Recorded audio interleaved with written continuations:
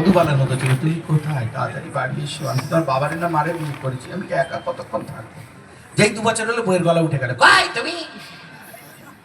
আর 3 বছরের মাথায় বউ কি বলে, এ কি মাছ কিনেছো, দেখে কিনতে পারো না? আমার বাবার মাছ কেনা তুমি দেখোনি? ওর বাবা দাদা ছাড়া কেউ মানুষ না পৃথিবীতে এনাদের।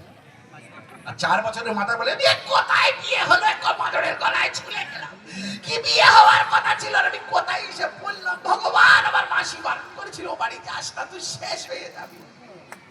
আর 5 বছরের মাথায় আমরা বইয়ের কথা কিরম শুনি বলুন তো? বইয়ের কথা এরকম হয়, সবই এক মানে। এবার আসি মেয়েদের, ছেলেদের সেকেন্ড মিথ্যে কথা। যে ছেলের বিয়ে 2-3 বছর হয়েছে সে যদি এই কথাটা বলে তাহলে মিথ্যে কথা। এই তুই কোথায় ছিলি, তুই আমার গান শুনলি না?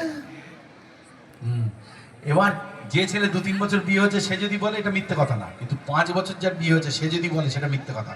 কোনটা বলেন তো? যদি কোনো ছেলে বইয়ের গায়ে হাত দিয়ে বলে, বিশ্বাস করো তুমি ছাড়া আমি অন্য মেয়ের দিকে তাকাই না, ওর মতো মিথ্যেবাদী পৃথিবীতে পাবে না, তুমি তাকাও না শয়তান। হ্যাঁ, এই দেখেন ছেলেরা হাততালি দিচ্ছে, মাত্র চাঙ্গা একদম। যেই বিয়ে হয়ে গেল, ঘরে একটা খোকা খুকি বা বাবলু সোমা ঢুকে পড়লো, অমনি আবার বাজার করা শুরু। এই যে আমি এতক্ষণ ধরে ফাংশন করছি, আমি একবারই ছেলেদের দিকে ঘুরেছি, সারাক্ষণ মেয়েদের দিকে আছে, এদিকে যাচ্ছি। এই জন্য তো আমি আমার বউরের সঙ্গে আনি না। আমার বউ তো বলেছিল চলো না, কি সুন্দর কত দূর যাবে, যেও না, ওই জায়গায় লোক ভালো না, রাস্তায় এত বড় গর্ত, তুমি জানো। কারণ এই যে মেয়েরা আমার দিকে তাকায়, হাসে, গায়ে গায়ে ঘেঁষে ছবি তোলে, আমার বউ সব পছন্দ করে না। আমি যাতে ভালো থাকি ওর ভালো লাগে না। এইবার আসি মেয়েদের মিথ্যে কথায়। একটা মেয়ে প্রথম মিথ্যে কথা বলে বিয়ের পর অষ্টমঙ্গলায় বাপের বাড়ি গিয়ে। অষ্টমঙ্গলে যখন একটা মেয়ে বাপের বাড়ি যায়, তার কাছে কি আসে? তার বন্ধু আসে না, ওই চম্পা এসছে, চম্পা এসছে, চম্পা এসছে, কোথাও কোথাও যায় তো, এসে কি জিজ্ঞেস করে, হ্যাঁ হ্যাঁ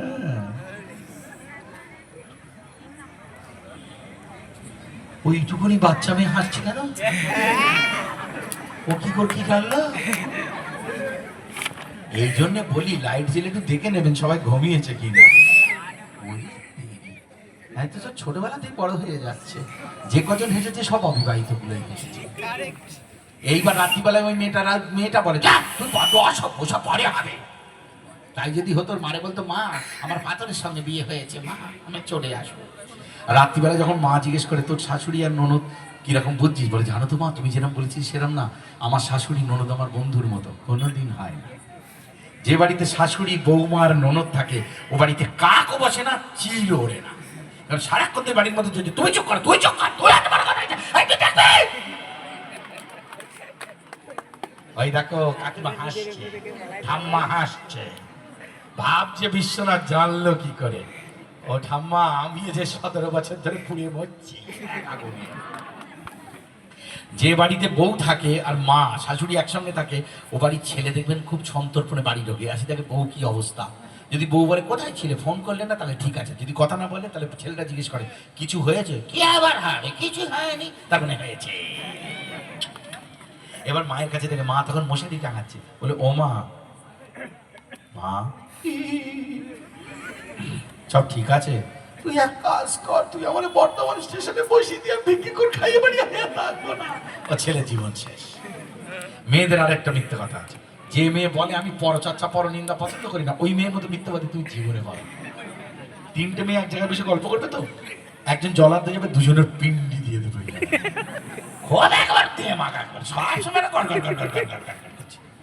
যারা এখানে বলছে ফাংশন দেখছে কালকে বলবে, বাবা ওই একবার দাসবাড়ির বউটাও গায়ে পড়ে হেরিয়ে পড়ছিল বিশ্বনাথকে দিকে, গায়ে পড়া মেয়ে।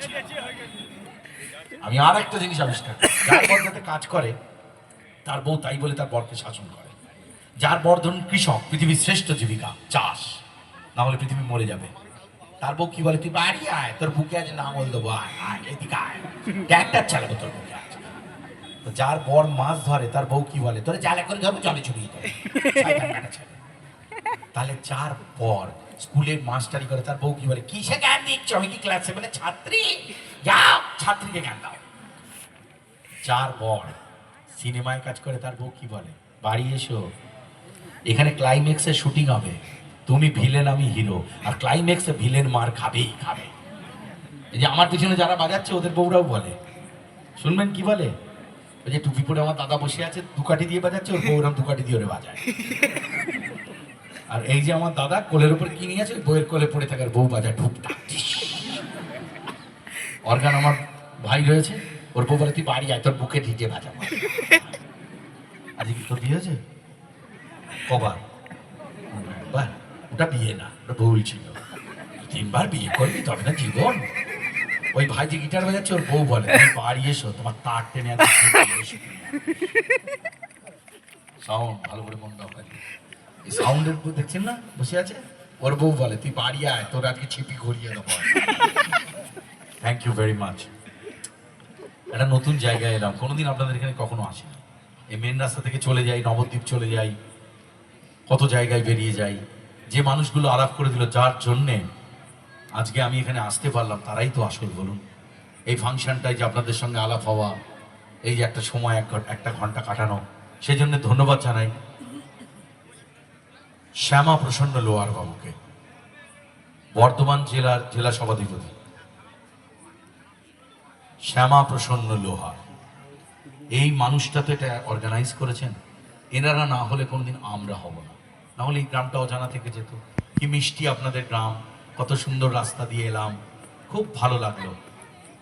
আচ্ছা, গ্রাম মালিক গ্রাম, পুলিশ, কেউ বলছে মালিশ, কেউ বলছে পুলিশ। চলো, কি নাম? পালিশ গ্রাম। এখানে বেশি গন্ডগোল করবো না, মেরে পালিশ করে দেবে আমার। বলে না, মেরে পালিশ করে দেবো। খুব ভালো, ভালো থাকবেন। খুব সুন্দর লাগলো তারক ভাই, তোমাকে থ্যাংক ইউ ভেরি মাচ। তুমি আমাদের নিয়ে এসছো এত সুন্দর। শুভদাকে খুব ধন্যবাদ। হ্যাঁ, আমাদের নিয়ে এসছে। যারা আমার পিছনে এত সুন্দর বাজনা বাজালো, যিনি সাউন্ড করলেন, যারা লাইট করেছে, সব মিলিয়ে তো অনুষ্ঠান। সিনেমা সিরিয়ালে 100-500 জন থাকে, কেউ তাদের চেনে না। আমাদেরকে লোকে দেখে, আমরাও কষ্ট করি খুব, ভগবানের আশীর্বাদ পেয়েছি, তাই মানুষের মাঝখানে ঘুরে বেড়াই। তো এই সবার জন্যে এবং শ্যামা প্রসন্ন বাবুর জন্য বিশেষ করে একবার জোরে হাততালি দেবেন, যেন এরকম বছর বছর চলতে থাকে সুন্দর অনুষ্ঠান। যাওয়ার আগে ছোট ভাই বলেছে, আর একটা কথা বলে যাব সবাইকে হাত জোর করে, কখনো বলবেন না আমার ভাগ্য খারাপ, আমার তো কপালটাই খারাপ। কোনোদিন বলবেন না, ওটাই হবে। সব সময় বলবেন আমার ভাগ্য খুব ভালো। আমি রোজ বলি আমার মতো ভাগ্যবান কজন আছে। আপনি যে আজকেও বেঁচে আছেন, এটা কিন্তু ওই উপরওয়ালার জন্য। বলবেন থ্যাংক ইউ। সকালবেলা উঠে খেতে পেলে বলবেন থ্যাংক ইউ। আপনার বাড়ির আজকে কেউ আত্মীয় স্বজন পৃথিবী ছেড়ে চলে গেল না, থ্যাংক ইউ। বাড়ির লোকটা বিনা অ্যাক্সিডেন্টে বাড়িতে ঢুকে গেল, থ্যাংক ইউ। আপনার সন্তান সুস্থভাবে জন্মেছে, থ্যাংক ইউ। বলবেন আমার ভাগ্য খুব ভালো, দেখবেন আপনার ভাগ্য একদিন খুব ভালো হয়ে যাবে। যাওয়ার আগে মায়ের, না হলে আমাকে দিয়ে কেউ গান গাওয়ায় মায়ের। আজকেই বিসর্জন হয়ে গেল নৈহাটির বড় মা, তার গান একজন আমাকে দিয়ে গাইয়েছে, তার গান দিয়ে আজকে অনুষ্ঠান শেষ করব। চল।